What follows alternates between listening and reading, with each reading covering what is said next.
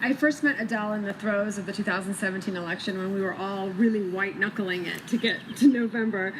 And what I came to understand about her through the months that we worked in that election was what many of you already know, that she's led an extraordinary life and she's compiled a truly impressive list of accomplishments.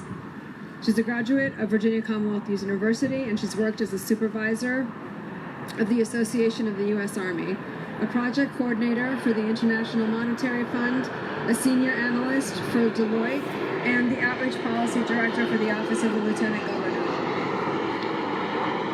Her public service, though, is even more impressive. Adele serves on the board of Alliance for Housing Solutions, a nonprofit organization with the mission of increasing affordable housing in our community. She's a member of the Home Again Board in Richmond, the Governor's Coordinating Council on Homelessness, the Arlington County Continuum of Care Leadership Board, and the VCU Alumni Association Board of Governors. She served as a member of the Arlington Community Services Board and the CSB Substance Use Disorder Committee, as an Arlington election officer and a consumer member of the Health Systems Agency of Northern Virginia Board of Directors, and as an executive committee member of the Arlington 10-year plan to end homelessness in Arlington. The through line, though, in all of her work is her commitment to end homelessness and poverty, an issue to which she brings not just a fierce political commitment and deep intellectual energy, but also personal inspiration. Adele herself grew up in poverty and spent significant parts of her childhood homeless, walking to her old bus stop so that the school wouldn't know that she was homeless. She worked 3 jobs after classes to help her mother pay the rent. And by her senior year in high school, she was a student intern on the House Ways and Means Committee. All of this explains why in 2019 she was named to the Forbes 30 Under 30 list for law and policy. Now, if you're like me, after listening to Adele's accomplishments, which I couldn't possibly memorize, you're probably experiencing 2 contradictory emotions. The first is, wow, what an impressive woman. And the second is, damn, what have I done with my life? But if her work and her activism wasn't enough to make us love her, she's also, of course, a fan of Game of Thrones. So I present to you Queen Adele McClure, resilient-born House of McClure, first of her name, Lady Policy Advisor of Virginia, protector of the oppressed, Khaleesi advocate for the least of us, breaker of homeless chains, and yes, mother of dragons. Yeah, Adele. Wow, I feel like I actually was on an episode of Game of Thrones, so that was amazing. Thank you so much for that generous introduction, Carissa. And thank you to all of you for being here. And we have Senator Favola, Delegate Mark Levine, Delegate Rip Sullivan was here earlier. We have Monique O'Grady from the school board. We also had Delegate Alfonso Lopez here. So I really appreciate the elected officials being here. And I thank Caroline for organizing this event, and to all the sponsors for your support. And thank you to all of you for being here tonight. For survivors, being here is an act of empowerment and an act of strength. For supporters and allies, your presence here tonight means a lot to survivors everywhere. And I want to thank Julia Billingsley, my friend, who also resigned from the Lieutenant Governor's office with me, who is sitting here in the audience tonight. And I want to thank my partner, my love, Bill Rice, for being here to support me. And of course, my friend Isa, I wanted to give you a shout out. Oh, thanks, just girl. for being here to support me. You guys are my rocks. And let me just say that it did take some time and internal bargaining with myself to be in the right headspace, to be on this stage to speak with you tonight. It was 14 years ago, and I still remember his smell. I snuck out of my home to hang out with someone that I did not truly know, but everyone around me trusted him. I was attracted to him, so I flirted, and I wanted the company. I did not want what happened next. I softly said no, but he did not listen. And he did not take my version of no seriously. He took what he wanted, and he was my ride home. It was 2 a.m, and it was a great distance from my house, right here in Northern Virginia. I was afraid that I would be stranded if I fought back. Stranded with no money, no phone, and no way to get back home from a dark and dangerous location. I survived the night, and I got a ride home from the person who took advantage of me. I was silent the entire ride back. I never expected to see or hear from him again until he called me the next day to brag about the previous night with his friend listening in and laughing in the background. I mustered up enough strength to tell him that it was the worst experience of my life. I heard his friend laugh, and I hung up the phone. I did not think about him again. A year later, after finally receiving medical care through Medicaid, I went in for a routine exam and received news that I was developing cancerous cells on my cervix as a result of an unprotected sexual encounter. At 17, I went through surgery to remove cancerous cells, and I suffered through a painful recovery. I healed, moved on, and buried it deep. I have not thought about that, or those feelings, or that encounter for 14 years. I suppressed them, and I pushed them deep down inside, and I convinced myself that it was my fault. I minimized my encounter in comparison to the experience of others. I went through every what if in my head. I wondered why I wasn't assertive enough in that moment like I am in my daily life. I wondered why no means no didn't work in my situation. It was a long, long time ago to some, but to me, it felt like only yesterday. And many will ask me, why now? Why didn't you say anything then? Or go to the authorities? And what concrete evidence do you have to prove that this happened to you? I know too many who identify with my story. And like many survivors of rape and sexual violence, I did not report it to the authorities. I didn't tell anyone about it. In fact, I just told my mother last night so she wouldn't have to hear about it before I told all of you. And I pushed it deep into my mind and suppressed the memory as much as I could. Many people we know around us are also suffering in silence. According to the National Sexual Violence Resource Center, 1 in 5 women and 1 in 71 men will be raped at some point in their lives. And 1 in 3 women and 1 in 6 men will experience some form of sexual violence and unwanted sexual contact in their lifetime. In addition, nearly 63% of sexual assaults are estimated to go unreported. So there are many survivors among us, and every public allegation in response to it can be a trigger for survivors. Survivors everywhere are watching to see how society reacts, how leaders react, how their friends and colleagues react, and how the accused react when survivors decide to speak out. These reactions can be empowering. They can also be disheartening, perpetuating silence among us and informal societal censorship that tells survivors, now's not the time for this. In fact, it is never the time for this. But this is wrong. Survivors must always have the space to speak out, when and if they are ready. This is important for survivors, friends and loved ones of survivors, in society at large. As you know, this past February, when Virginia was in turmoil, I suppressed my feelings and I wrote off my past experience with sexual assault as a personal bias. At the time, I was serving the Commonwealth of Virginia as the Lieutenant Governor's Policy Director. After I became aware of the first accusation of sexual assault against the Lieutenant Governor, I convinced myself that my feelings didn't matter. I had to protect my boss, my friend, his feelings, and his name at all costs. I believed him.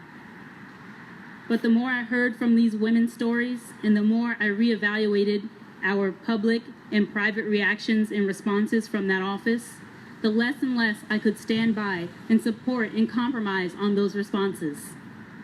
I first began to have my doubts about the side I was standing on when I first heard from Dr. Vanessa Tyson. Her story began to sound too familiar to me, and I became ill at the attempts to discredit her, to attack her, to threaten her with defamation suits and criminal prosecution. But for some time, I still believed that I was standing on the right side with my friend.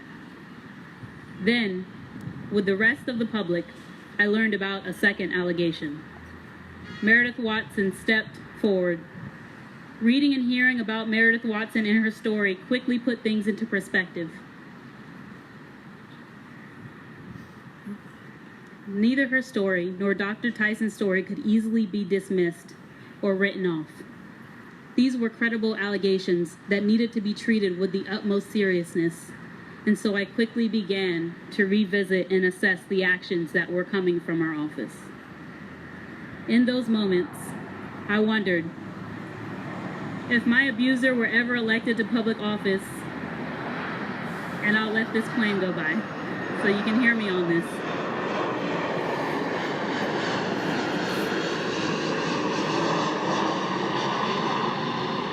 If my abuser were ever elected to public office and I decided to speak out, how would I be treated? Would people attempt to label me as crazy, as a partisan pawn, perhaps as an opportunist? Would I be threatened with lawsuits and legal action? And would my abuser use the power of their office sitting atop of a dais to condemn me as a modern-day lynch mob, as tantamount to those who murdered Emmett Till? And would he shroud his response in religious righteousness, making me as an evil being in league with the devil? And where would my friends and colleagues stand? Would they stand with me, or would they stand idly by? Would they ignore me? Would they ignore the entire situation, or would they attempt to minimize and normalize it all and tell me to move on? Would they say, believe women, but not this woman, and not these women, not here, not now, not when it's politically inconvenient, and not when it's challenging power or someone we like? Or would they say, support black women, but not this black woman, and not these black women, not here, not now? My decision to resign from the office of the Lieutenant Governor was not a decision that I took lightly. I believed, and still believe, that the Lieutenant Governor has lost the moral legitimacy to hold public office. What I further found unsettling was the idea that he could remain in office and continue to utilize the power and resources of the office of the Lieutenant Governor to silence, combat, and threaten his accusers.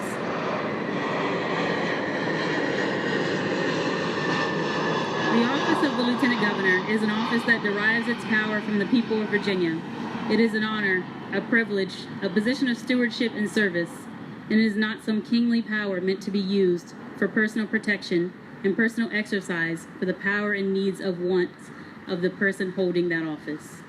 And as the saying goes, with great power comes great responsibility. And there has been much talk of the sanctity of due process, and I agree. The principles of due process are fundamental to our democratic system. But too many black men in our country's history were denied that fundamental right. Too many of them were lynched or locked up with their basic liberties denied. But at the same time, many, many black women have also faced the heavy hand of injustice in our country's history. Many of them have been victims of rape and sexual violence with no recourse for justice or due process. These black women were marginalized, silenced, shamed, and ostracized. And according to the ACLU, black women and girls have historically been dehumanized, considered unrapeable, and left without legal recourse. They became easier targets for abuse and more reluctant to come forward. And it still happens today. The National Center for Victims of Crime report that about 22% of black women in America have experienced rape. And according to the Institute for Women's Policy Research, 40% will experience intimate partner violence in their lifetime. And yet women of color still constantly have their motives assessed and their credibility assessed. So let's be clear.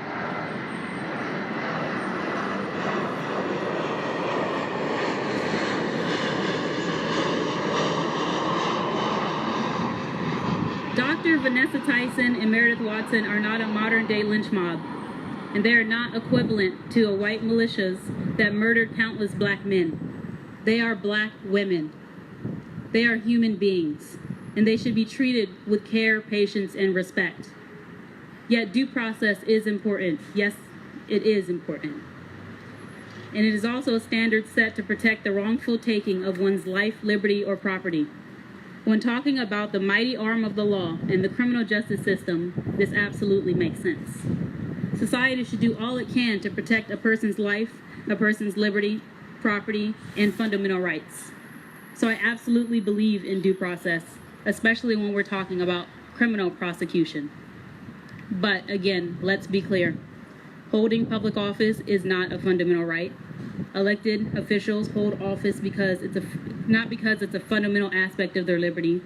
Elected office is not the property of the office holder. It's the property of the people.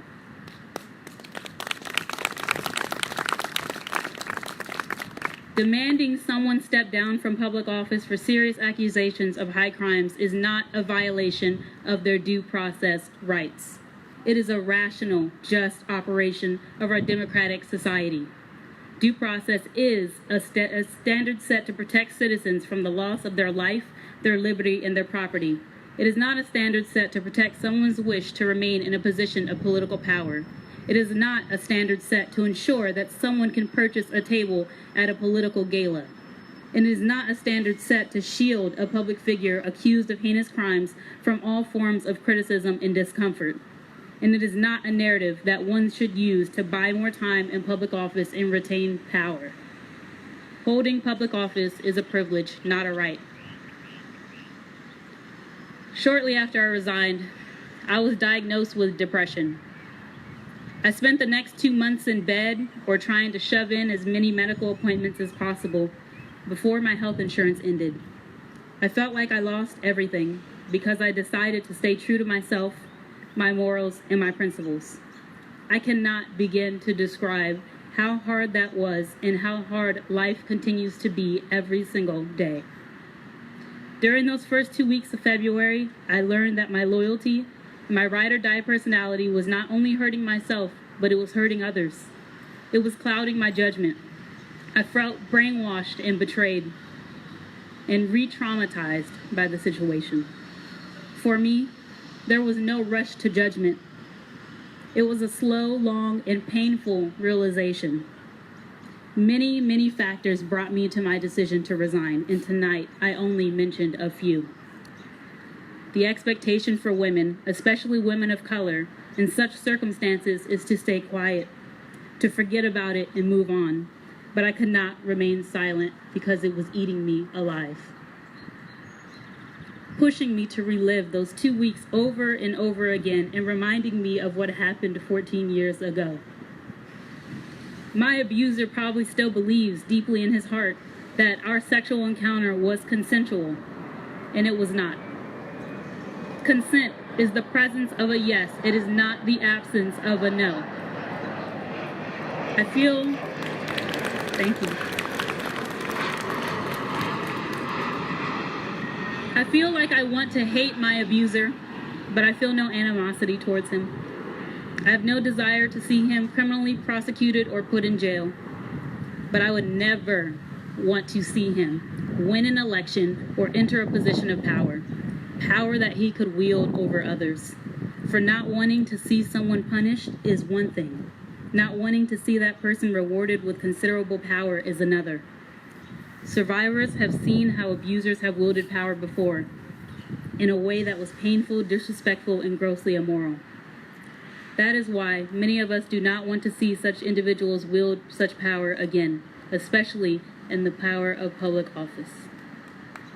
In an ideal world, when and if I confront my abuser, I want him to respond by acknowledging that he hurt me and took what he wanted without my consent. I want him to acknowledge that although he believed in his heart that it was consensual, that it in fact was not consensual, and that he is sorry for it. I want him to take accountability for his actions. In an ideal world, I also want survivors, all survivors, to be empowered. Survivors of all races, ethnicities, religious beliefs, socioeconomic statuses, gender identity, sexual orientation, survivors with disabilities, and male survivors too. It is not only women who are victims of sexual violence. We are all in this together in a pursuit of a more just world. I do not want survivors to be defined by their past traumatic experiences and to be labeled only survivors or victims. And often they may not be comfortable sharing their stories because they don't want to be forever known, mainly for the awful encounter that they survived. We deserve to be remembered for much more than that. For people, for society to recognize that, to recognize our complex beauty, talent, and potential in all of us.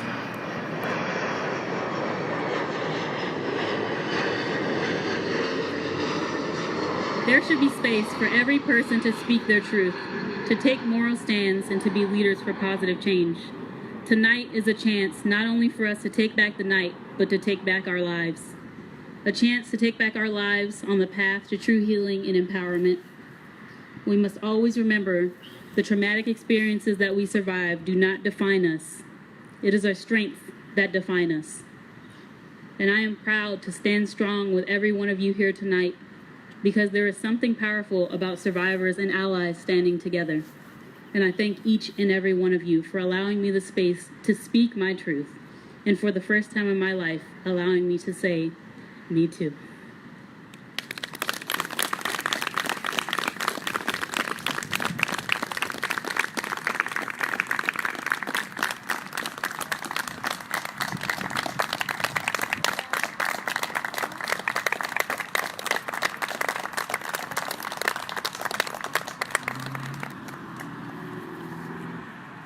I'm so proud of her.